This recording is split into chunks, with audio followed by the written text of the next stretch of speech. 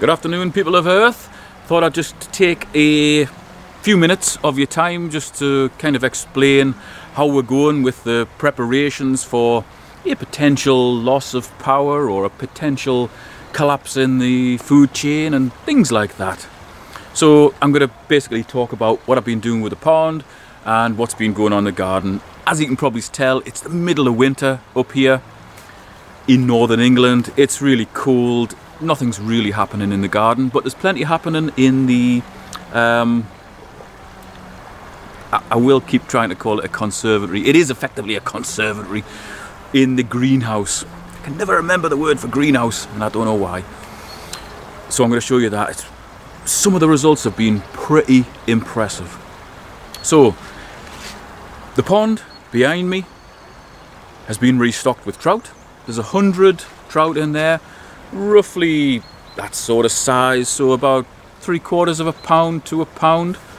Just nice dinner plate sized trout with a, there's one just risen there, with a mixture of a few bigger ones, probably 2 pound or thereabouts in weight.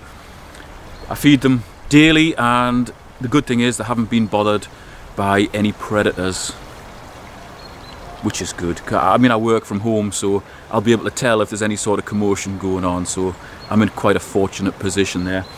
They're doing well, happy in there. The big pump that feeds up to the filters that you've probably seen in previous videos, that's on a timer now, so it comes on and off mostly during the day when the sun's out and the solar panels are producing all the power. Therefore it costs me next to nothing to run that big pump. And if I just spin the camera around, you'll notice a big planter here just outside of the underneath of the log cabin that sits and looks over the pond. Now in here, last year we put potatoes and they didn't do particularly well, so I've given this over to be an asparagus bed, which obviously won't produce much in the first year or two, but from year 3 onwards it should provide us with quite a lot of asparagus. Let me show you the size of it. That's a reasonably big bed, and I've put 24 asparagus crowns in there, so I can basically just forget about that and leave it and hopefully start harvesting it maybe in a couple of years, certainly in 3 years. Okay, so these are the filters. If you haven't seen them in a previous video, the water feeds up through a 4-inch pipe. It goes into here, swirls around inside that vortex out the top, down to the bottom of the next vortex, swirls around and repeats that. So that settles out all the heavy muck. On the other side of there, notice we've got taps there. The near tap is open. That feeds down right over the bankside and it goes to my various vegetable gardens. In fact, one of the feeds goes about 100 yards down that way and feeds to my lower garden. So you get all that nutritious silt and really good muck going straight into the vegetable beds, which produced fantastic crops last year. So from there it goes into a big container which is approximately 6 foot by 4 foot by maybe 3 foot deep, just full of crates of alpha grog and pumice, a reasonably cheap filter media. Actually it's mostly alpha grog in there because the alpha grog works really well in muck. And then in here we've got 30-litre containers which I've just planted up with sedge grasses and other pond plants. They're obviously dead now, but the roots come out into the water. They provide habitat for a hell of a lot of invertebrates. Those invertebrates invariably get washed down into this container and then get taken out and spat back into the pond to feed the trout. And as you can hear, there's a bit of a slurpy sound going on there. Those 2 outlets there are drawing a lot of air in, and that's what's producing all the bubbles down there. So not only is it spitting food out constantly, well, when the pump is on, into the pond, it's also aerating the pond as well and making it move around.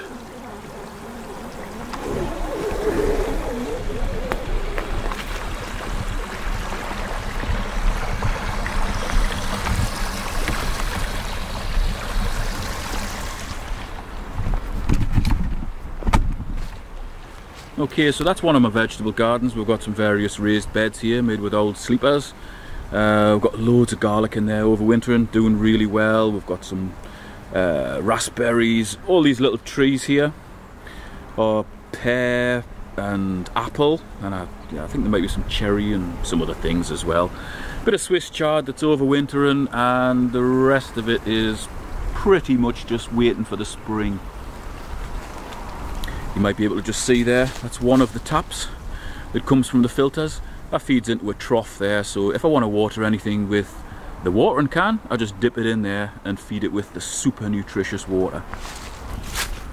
But if I'm feeling lazy, I can just pull this. Oh, let's just slow that down a bit. And then we've got all that filtered, mucky, silty water coming in here to this bed. And all the beds on this side of the garden have got similar watering systems. Very handy in the summer when we need lots of water. Now down there we've got the 12.6 kilowatt solar system. So on this top level we've got 19 panels, each of 310 watts, and on the bottom level we've got another 19 panels, again each 310 watts. And if you notice here, I've made little stands and I've got mirrors there. I haven't taken the protection off the mirrors yet because I want to get all of these in place, but basically that is to fire the evening sun back towards the panels to increase the output and the efficiency of them. We'll go down and take a close look at that. Now obviously these reflectors won't work for everywhere. Here we've got the higher level and there we've got the lower level. Unless I build something here, there's no way I could put one on there. So we've got another 1, 2, 3 to go on the bottom level, and then that'll be it done maybe.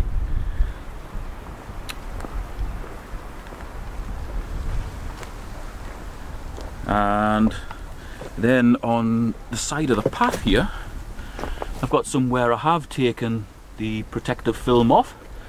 And as you can see, they function pretty well as mirrors. There's some troll-like creature being reflected in that one there. And these ones will also reflect very well once I get the plastic taken off the front of them.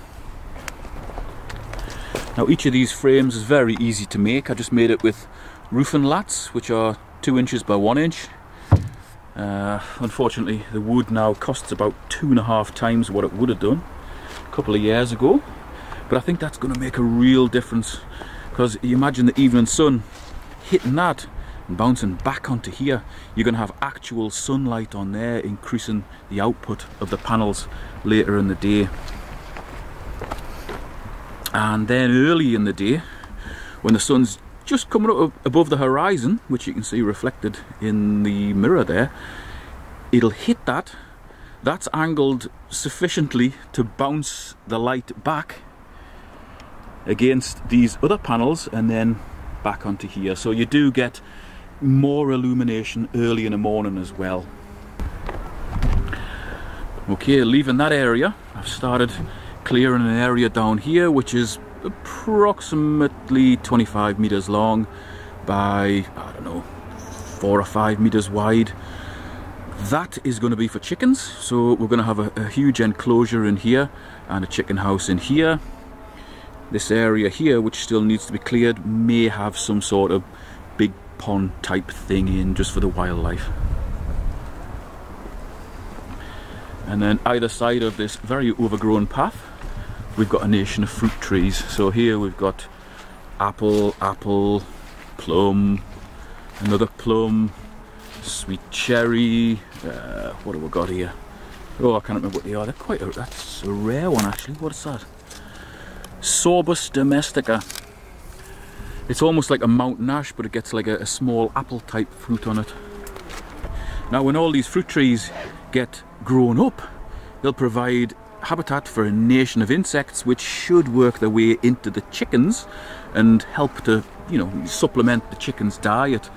Likewise, I moved a lot of these big coins of wood and just chucked them over the bankside there. They'll provide a hell of an environment for insects as well. Again, they'll work their way in and hopefully help to feed the chickens. And here we've got a really brutal tree. It's called a Szechuan pepper. It gets like little red berries on, which you can use in Chinese cooking, or you can crush the hearts of them to make like a pepper, like a natural spice. And there's another one there as well. Now everything I'm putting in the garden wants to have a purpose, whether that's just something as simple as providing habitat or flowers for bees and other insects, or whether it's to produce some sort of fruit, or whether it's to produce some sort of spice like those Szechuan pepper, or it could be something medicinal as well. And that story continues down here as well, where this bit of wasted land in front of the patio wall has been planted up with witch hazel, mulberry bushes. You can probably hardly see them, they're very small. But the idea is to get them grown up, to create like a hedge here and just train them along the wall. So you have like a wall of fruit. What are they? Mulberry, I think that's the last of the mulberry, and then we'll move on to various sorts of gooseberries. So we've got 1, 2, 3, 4, 5, 6, 7, 8, 9, 10, 11, 12, 13, 14 different gooseberry bushes. Well, not different varieties, but 14 individual plants, and they'll just provide a grip big thorny hedge all the way along here, and hopefully a wall of fruit in the future. Now there's our lower vegetable garden. Greenhouse is just behind it. Little tool shed where we've got all the batteries for the solar system. And up here I've actually put a small orchard in. So in here I think we've got 6 various apple trees, 2 pear and 2 plum. Obviously they'll flush out and fill all that area with fruit producing trees. I counted up how many trees I've planted in the last 2 years, specifically for apples, pears, plums, all that sort of thing, cherries and everything. And the current amount of trees that are fruit bearing is 52, I think. So in years to come we literally are going to have a food forest around the place. This is what the bottom garden is looking like. We've still got a few cabbages ready to harvest there. We've got some celeriac, which again we're in the process of harvesting, and it's actually very nice. I've never had that before this year. Everything else is more or less tidied up, just waiting for the spring.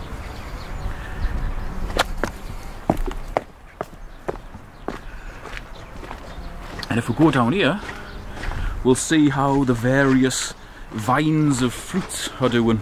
We've got different sorts of blackberries and loganberries and all sorts planted all the way along here, going up into this gibbet sort of thing with lines running through it. And I've basically woven all the vines of that in here, so hopefully we'll just have a mass of fruit cascading down, almost like a waterfall, a wall of fruit next year.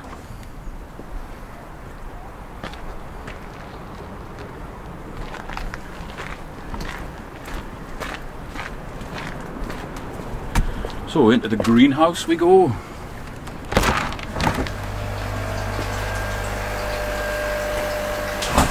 Oh God.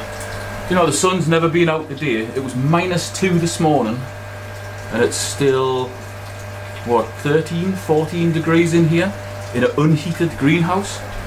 Although I do have bags of horse manure under there, which I think are releasing not only CO2 to help the plants, but also a bit of heat to help to heat the place. And really, if we get 10 minutes of sun, it can push the temperature up to about 25 degrees centigrade, which is absolutely insane. Just take that out, calm it down. So, I haven't got anything planted in the vertical growing systems at the moment. They are going to be lettuce, which I've got coming away down here in a little propagator. I've got trays of onions in here which are doing really well, and I'm hoping to put those into some sort of water-based growing system similar to these we've got containers here full of nutrient-rich water, and I've basically just planted the seedlings in here. These are bok choy. We've got Swiss chard starting to come away there. And it's been so warm with the sun in here, these have actually started to bolt, so I've been harvesting these. This is what we're eating this week, and they taste absolutely amazing. I mean, this is in the middle of winter up north, no heating in the greenhouse, and that's the results that we're getting.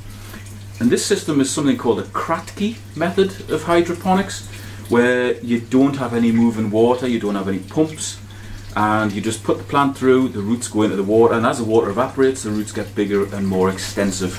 And that's the result. You know, I mean, that's pretty good. No artificial light on that either. You know, yeah, I'm very, very impressed with that. Now, I've just said no moving water in there. Recently, I did install a pond pump for the air, and that just feeds up to a manifold. There is an air stone in each one of these, and 2 or 3 times a day the pump comes on, and for 10 minutes, quarter of an hour or so, just moves the water around just to keep the nutrients moving in these containers. So it is Kratky method to a point. This growing system, however, definitely isn't the Kratky method. This one, as I've shown in a previous video, is an NFT system, nutrient film technique. And in here we've got 4-inch drainage pipes with holes cut in. They're roughly 2-inch holes. Then we've got like a foam insert, which is cut from those swimming noodles that kids use when they're learning to swim. So you just put the plant in there, stick it in there, the roots come out into the moisture-rich air that's above a very fine film of water that's flowing through these things, and they do really, really well. Let's get a one that's recently planted. So I think this one went in a couple of weeks ago, and it was literally just a seedling. You know, the roots are doing very, very well. You can see they're just dripping with water, and yet they're not, for the most part, they're not actually in water, they're in the moisture-rich air. So this system is fed by 2 small pumps, and the pumps themselves suck air in with the water. They would generally be used for hydroponics. I'll put the link to them in the video description, but they provide aerated water. I'm not sure if you can see the air bubbles going through that pipe there.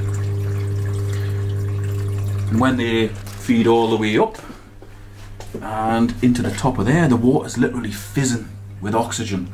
So that just creates a really moisture-rich air inside of here. And as you can see, the plants are doing absolutely excellent. That's a bit of Swiss chard. I mean, Christ, you could feed a family of 4 just on that plant. And then here we've got Chinese cabbage, which is doing really well. It's starting to get a heart, and you know, hopefully that'll be up here and really dense in the next few weeks. Middle of winter, bear in mind, you know, northern hemisphere. We've got Perpetual Spinach here. Again, that's doing really well. Got a few leaves off that the other night. I mean, they've done really well as well. If I lifted one of those out, I probably would have a problem getting the blooming roots up. Let's make a little one. There's a small one. Look at that mat of roots, man. That's unbelievable. And they are just sucking the nutrients out of there. It's incredible how well this system has done. I mean, for anybody wanting to grow in a greenhouse or a conservatory, that's the system I would recommend. NFT. It's absolutely brilliant. We've got lights up here. So we've got 2 small, like full spectrum lights for growing. I think they're only maybe 30-40 watts each, and they're on a timer. They come on at 7 o'clock in the morning, go off at 6 o'clock at night. It seems to be about right for what I'm growing, because obviously you can see the results are doing really, really well. I'm exceptionally pleased with how well this system is doing, as you can tell. I think we're getting a little bit steamed up there on the lens, but it's not too bad. The nutrients that I use in the containers that feed my various hydroponics / NFT growing systems are from North East Hydroponics. That's a pretty big warehouse based down in Birtley, near Chesterley Street in County Durham. And I was passing there on my way to dropping my son off at the football, and I noticed they had a hydroponics sign, so I went in there. I was very impressed with what they had, very impressed with the guy in there as well. I'll just switch that off. I was very impressed with the guy in there as well, who I think may have been called Carl or Kyle. I didn't actually write his name down, it was a while back. Forgotten his name, but a really nice lad, and he knew exactly what he was on about. I bought a stick to test the nutrients in the mix. I'll just show you that. One of those things there, if anybody's ever done hydroponics, they'll recognise it. Basically does the parts per million, the electrical conductivity, that sort of thing. It tells you what, well, I normally use that one. It's got from 100 parts per million up to 1600 parts per million. So for these sort of things, I think it was recommended somewhere between 450 and 600. So I made it about 500 to 550. That seems to have worked absolutely perfectly. And I'll show you the nutrients that Carl or Kyle recommended. First one is that. It's called Hydro Grow, and that is labelled A. So that's got specific nutrients in. Let's have a look. It's got nitrogen, ammoniacal, nitrate, potassium oxide and calcium oxide. Basically a whole host of nutrients and trace elements. That one goes into the water when you're mixing it up first. You just keep adding a capful, mixing it up, then you mix the second part in, which is the same stuff but labelled B. Again, nitrogen, nitrate, phosphorus pentoxide, potassium oxide and magnesium. So it's got pretty much everything that leafy veg needs for growth, but you do need both of them. So basically you just get a capful of A, mix it in, a capful of B, mix it in, get your stick, dunk it in, see where we're at. Okay, it needs some more, another capful of A, another capful of B, and you just keep building it up until you get to your required level of nutrients. That seems to have worked very well, as you can see from behind me. Very, very pleased with it. As I said, I'm very, very pleased with the advice that I got down there at North East Hydroponics. I'll put a link to them in the video description. I think they also sell online as well. In fact, they must sell online because the warehouse is huge. It's got absolutely everything that you could possibly need for this sort of system and indoor growing, although obviously because of the nature of the business, it's not really skewed towards growing vegetables indoors or in greenhouses and so on. It's, yeah, you know what I mean. Very good place though.